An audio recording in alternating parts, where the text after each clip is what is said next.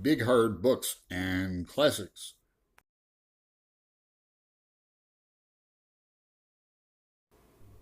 with your host,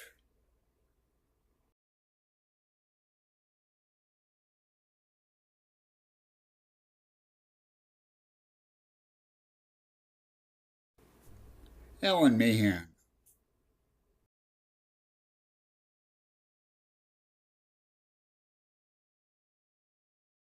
Hello, BookTube, and welcome to my channel. My name's Alan, and welcome to Dubliners. I'd like for this to be a discussion of myself too much. I know I probably will. This is at the end of the Victorian era, keep in mind. Think of 1904 Dublin streets. And Joyce said, the odor of ash plants and old weeds and offal hangs around my country.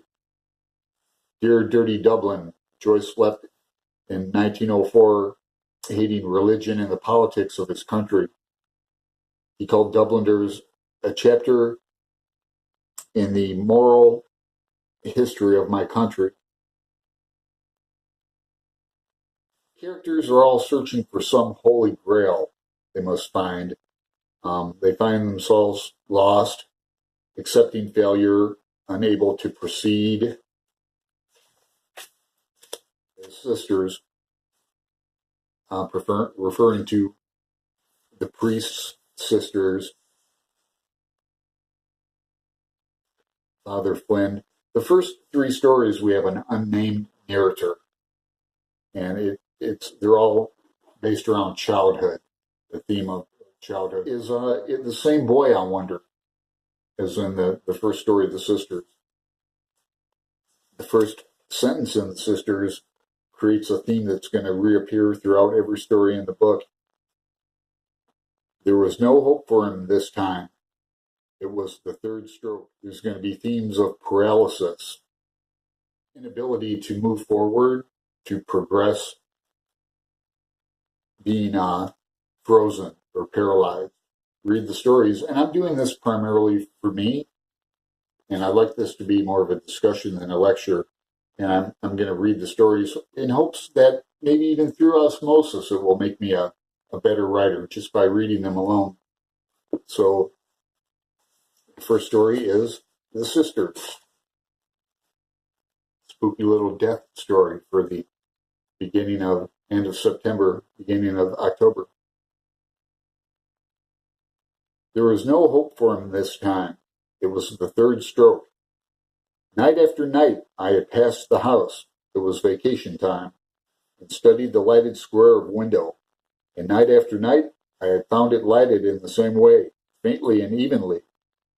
If he was dead, I thought, I would see the reflection of candles on the darkened blind, for I knew that 2 candles must be set at the head of a corpse. He had often said to me, I am not long for this world, and I had thought his words idle. Now I knew they were true. Every night, as I gazed up at the window, I said softly to myself the word paralysis. It had always sounded strangely in my ears, like the word nomen in the Euclid, or the word simony in the Catechism. But now it sounded to me like the name of some maleficent and sinful being. It filled me with fear, and yet I longed to be nearer to it and to look upon its deadly work. Old Cotter was sitting at the fire, smoking. Old Cotter was sitting at the fire smoking when I came downstairs to supper. While my aunt was ladling out my stirabout, he said, as if returning to some former remark of his, "Oh, I wouldn't say he was exactly, but there was something queer. There was something uncanny about him. I'll tell you my opinion." He began to puff at his pipe, no doubt arranging his opinion in his mind. Tiresome old fool. When we knew him first, we used to be rather interesting, talking of faints and worms, but I soon grew tired of him and his endless stories about the distillery. I have my own theory about it, he said. I think it was one of those peculiar cases, but it's hard to say. He began to puff again at his pipe without giving us his theory. My uncle saw me staring and said to me, "Well, so your old friend is gone, you'll be sorry to hear." "Who?" said I. "Father Flynn." "Is he dead?" "Mr. Cotter here has just told us. He was passing the house." I knew that I was under observation, so I continued eating as if the news had not interested me. My uncle explained to old Cotter. "The youngster and he were great friends. The old chap taught him a great deal, mind you, and they say he had a great wish for him." "God have mercy on his soul," said my aunt piously. Old Cotter looked at me for a while. I felt that his little beady black eyes were examining me, but I would not satisfy him by looking up from my plate. He returned to his pipe and finally spat rudely into the gate. "I wouldn't like children of mine," he said, "to have too much to say to a man like that." "How do you mean, Mr. Cotter?" asked my aunt. "What I mean is," said old Cotter, "it's bad for children. My idea is, let a young lad run about and play with young lads of his own age and not be. Am I right, Jack?" "That's my principle, too," said my Uncle Jack. "Let him learn to box his corner. That's what I'm always saying to that Rosicrucian there. That's what I'm always saying to that Rosicrucian there. Take exercise. Why, when I was a nipper, every morning of my life I had a cold bath, winter and summer, and that's what stands to me now. Education is all very fine and large. Mr. Cotter might take a pick of that legged mutton," he added to my aunt. "No, no, not for me," said old Cotter. My aunt brought the dish from the safe and laid it on the table. "But why do you think it's not good for children, Mr. Cotter?" she asked. "It's bad for children," said Mr. Cotter, "because their minds are all so impressionable. When children see things like that, it has an effect." I crammed my mouth with stirabout for fear I might give utterance to my anger. Tiresome old red-nosed imbecile. It was late when I fell asleep. Though I was angry with old Cotter for alluding to me as a child, I puzzled my head to extract meaning from his unfinished sentences. In the dark of my room, I imagined that I saw again the heavy gray face of the paralytic. I drew the blankets over my head and tried to think of Christmas. But the gray face still followed me. It murmured, and I understood that it desired to confess something. I felt my soul receding into some pleasant and vicious region, and there again I found it waiting for me. I began to confess. It began to confess to me in a murmuring voice, and I wondered why it smiled continually and why the lips were so moist with spittle. But then I remembered that it had died of paralysis, and I felt that I too was smiling feebly, as if so absolved the Simonac of his sin. The next morning after breakfast, I went down to look at the little house in Great Britain Street. It was an unassuming shop, registered under the vague name of drapery.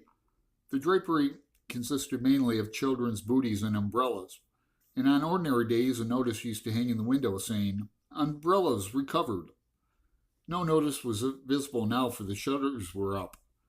A crepe bouquet was tied to the door knocker with a ribbon. Two poor women and a telegram boy were reading the card pinned to the crepe. I also approached and read, "July 1st, 1895. The Reverend James Flynn, formerly of S. Catherine's Church, Meath Street, age 65 years, R.I.P." The reading of the card persuaded me that he was dead, and I was disturbed to find myself at check. Had he not been dead, I would have gone into the little dark room behind the shop to find him sitting in his armchair by the fire, nearly smothered in his great coat. Perhaps my aunt would have given me a packet of high toast for him, and this present would have roused him from his stupefied doze. It, it was always I who emptied the packet into his black snuff box, for his hands trembled too much to allow him to do this without spilling half the snuff about the floor. Even as he raised his large trembling hand, To his nose, little clouds of smoke dribbled through his fingers over the front of his coat. It may have been these constant showers of snuff which gave his ancient priestly garments their green faded look, for the red handkerchief, blackened, as it always was, with the snuff stains of the week, with which he tried to brush away the fallen grains, was quite ineffectuous. I wished to go in and look at him, but I had not the courage to knock. I walked away slowly along the sunny side of the street, reading all the theatrical advertisements in the shop windows as I went. I found it strange that neither I nor the day seemed in a morning mood, and I felt even annoyed at discovering in myself a sensation of freedom, as if I had been freed of something by his death. I wondered at this, for, as my uncle had said the night before, he had taught me a great deal. He had studied in the Irish college in Rome, and he had taught me to pronounce Latin properly. He had told me stories about the catacombs and about Napoleon Bonaparte, and had explained to me the meaning of the different ceremonies of the Mass and of the different vestments worn by the priest. Sometimes he had amused himself by putting difficult questions to me, asking me what one should do in certain circumstances, or whether such and such sins were mortal or venial, or only imperfections. His questions showed me how complex and mysterious were certain institutions of the Church, which I had always regarded as the simplest acts. The duties of the priest towards the Eucharist and towards the secrecy of the confessional seemed so grave to me that I wondered how anybody had ever found in himself the courage to undertake them, and I was not surprised when he told me that the fathers of the Church had written books as thick as the post office directory and as closely printed as the law notices in the newspaper, elucidating all these intricate questions. Often when I thought of this, I would make no answer, or only a very foolish and halting one, upon which he used to smile and nod his head twice or thrice.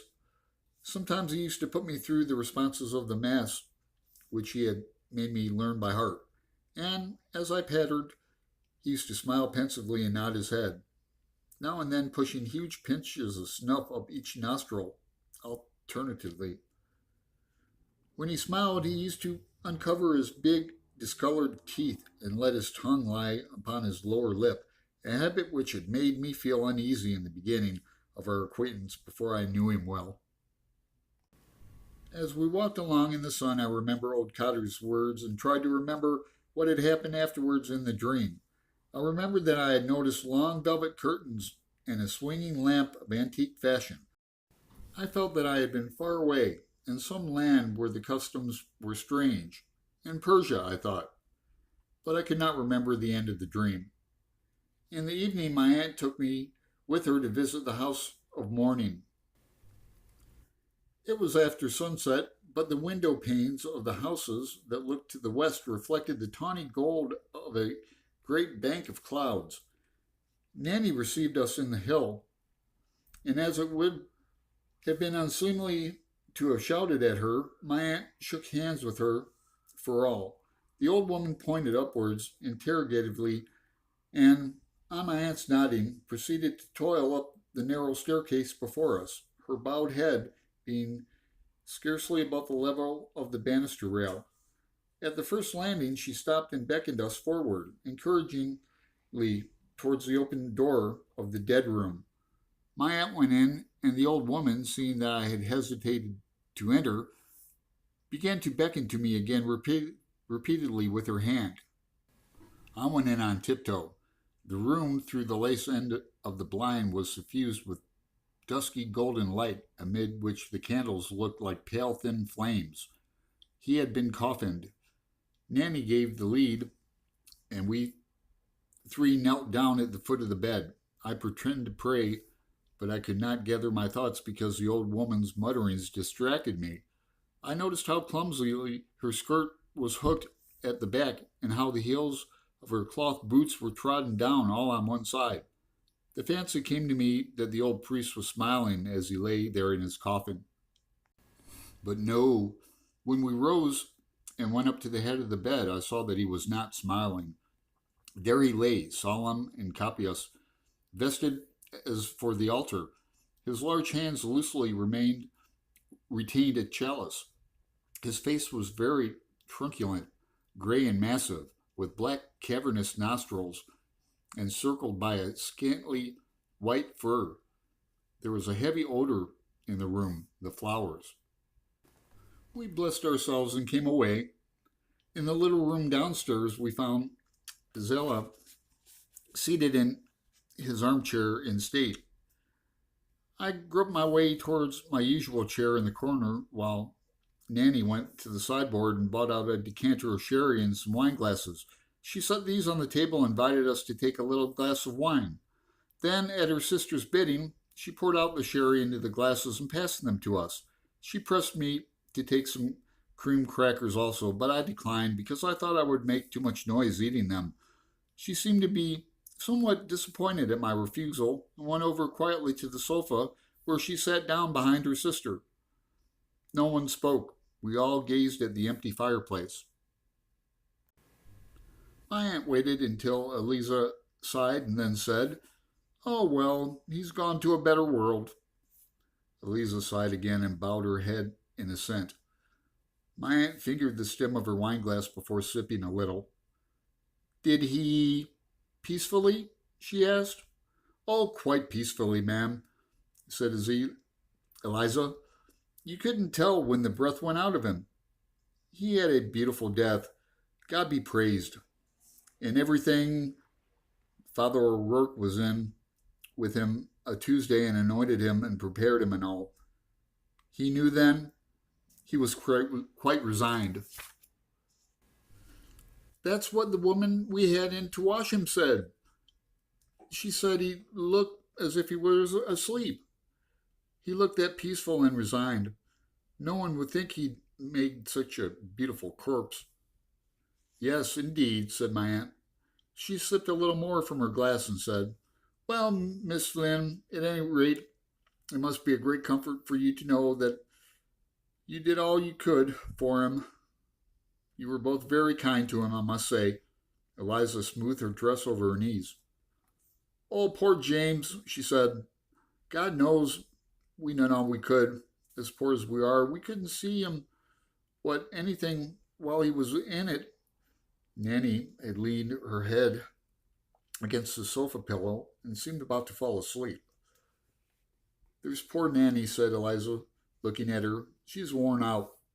All the work we had, she and me, getting in the women to wash him, and then laying him out there, and then the coffin, and then arranging about the mass in the chapel.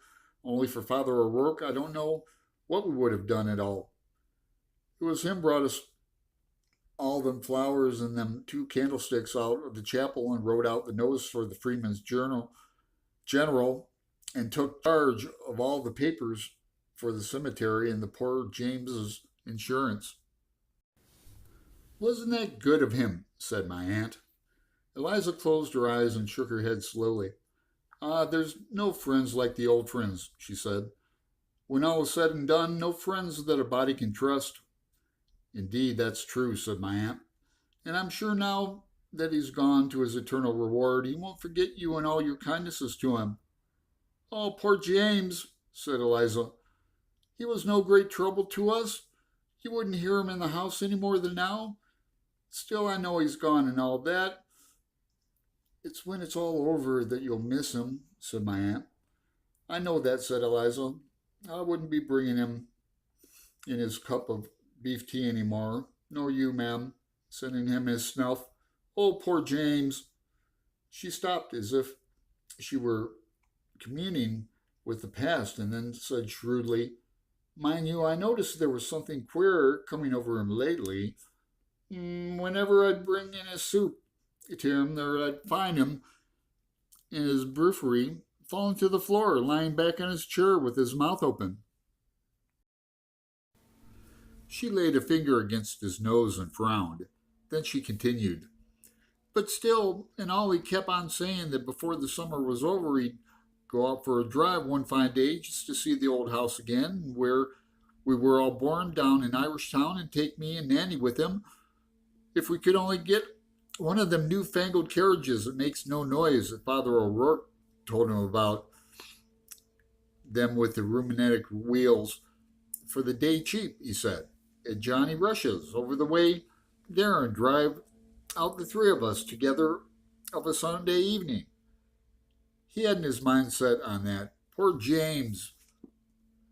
The Lord have mercy on his soul, said my aunt. Eliza took out her handkerchief and wiped her eyes with it.